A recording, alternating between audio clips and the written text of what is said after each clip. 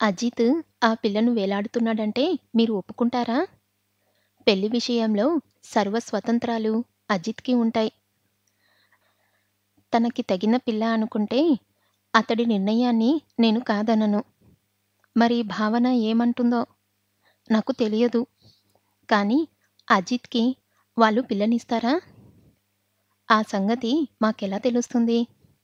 అజిత్‌కి ఆ పిల్ల అంటే చాలా ఇష్టమని ఆ పిల్లను మెప్పించడం కోసమే సనాతన బ్రాహ్మడి అవతారం ఎత్తాడని గ్రహించాం. One way ట్రాఫికా? ఆ పిల్లకి అజితుడంటే ఇష్టమే అన్నట్టుంది.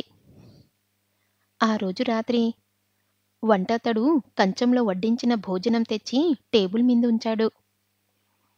మళ్ళీ చేతులు కడుక్కొని వచ్చాడు. అజిత్‌కి కింద పీట వేసి పుల్కాలున్న ప్లేట్ పెట్టాడు వంటతడు. మల్లిక్ తన కంచం నీళ్లు తీసుకొని వచ్చి కింద బాసింపట్టు వేసుకో కూర్చున్నాడు. అజిత్ చేతులు కడుక్కొని వచ్చాడు. కింద కూర్చున్నారెందుకు నాన్నగారు? టేబుల్ భోజనం బోరు కొట్టిందిరా. పంచ కట్టుకున్నప్పుడు, తొందరేం లేనప్పుడు టేబుల్ మీద భోజనం చేయడం అనవసరం. టేబుల్ మీద భోజనం సూటు బూటు విడవని వాళ్ళ భోజనమని గ్రహించారన్నమాట. నిన్ను చూశాక చాలానే గ్రహిస్తున్నాన్రా అని చిన్నగా నవ్వి, తిని తిరిగే వయసులో ఈ పుల్కాల తిండేమిట్రా అని అడిగాడు. కొడుకు తిండి చూసి బాధపడుతున్నట్టుగా. ఒక్క పూట అన్నం, రెండో పూట తేలికైన ఆహారం తీసుకోవడం వల్ల శరీరం, మనసు తేలిగ్గా, ప్రశాంతంగా ఉంటాయి నాన్నగారు. యోగం, యోగనాసనాలు చేసే వాళ్ళకి ఇది ఎంతో అవసరమైంది. చివరికి సన్యాసుల్లో కలిసిపోతావా ఏంట్రా? నువ్వు పూర్తిగా చెడిపోయావురా ఇక్కడకు వచ్చి. ఈ వయసులో నీకు యోగం, యోగనాసనాలు ఏమిటి చెప్పు?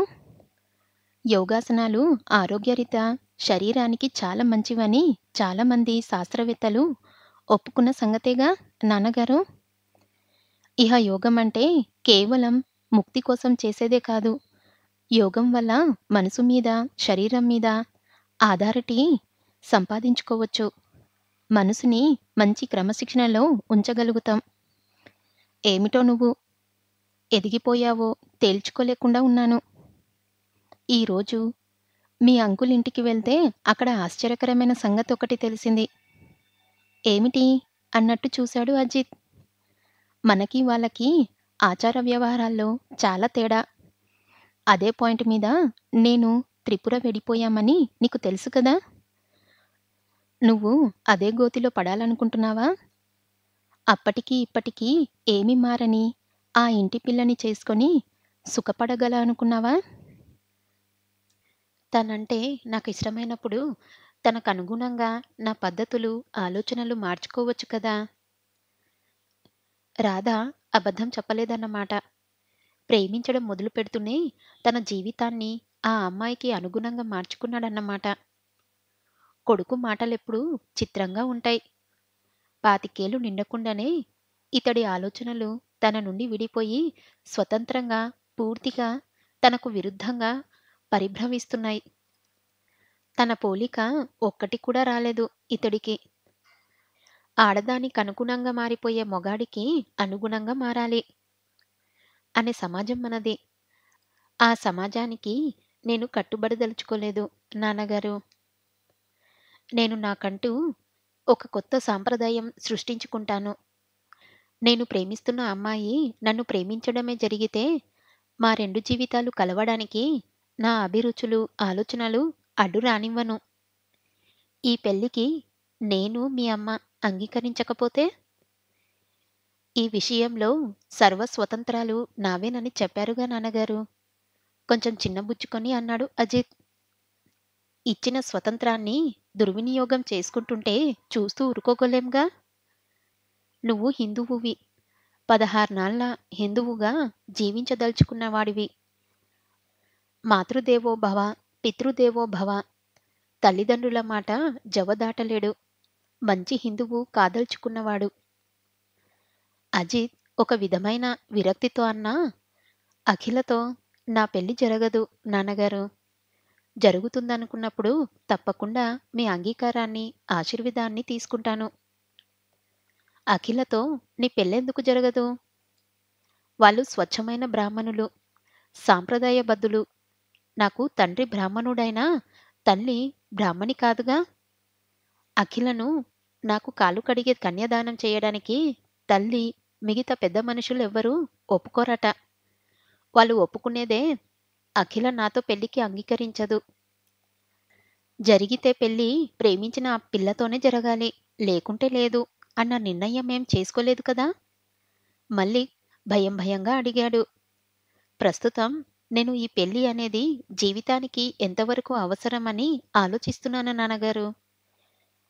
ఏదో బాంబ్ పడ్డట్టుగా ఉలిక్కిపడ్డాడు మళ్ళీ. భగ్న ప్రేమ నిన్ను ఈ ప్రశ్న వేసుకున్నట్టుగా చేసిందిరా! అక్కర్లేదన్న జవాబు కూడా వచ్చేట్టు చేస్తుంది. చివరికి నువ్వు సమస్యల్లో కలిసిపోతావేమో అన్న భయం నిజం చేసేట్టున్నావు.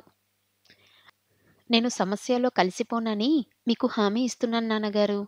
ఈ ప్రపంచంలో ఉండి కూడా ఎవరికీ చెందకుండా ఉండటమంటే నాకు అసహ్యం. నిర్ఘాతంగా రాలిపోవడమంటే అంతకంటే అసహ్యం.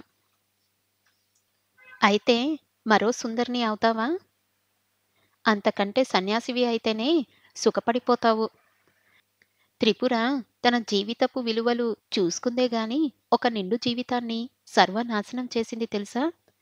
డాక్టరుగా ఎంతో అభివృద్ధిలోకి రావాల్సిన వాడు, కానీ జీవితం పట్ల అతడి ఆశలన్నీ నరికివేసింది త్రిపుర. వాణ్ణి తలుచుకుంటే నాకు హృదయశూన్యంగా ఉంటుంది.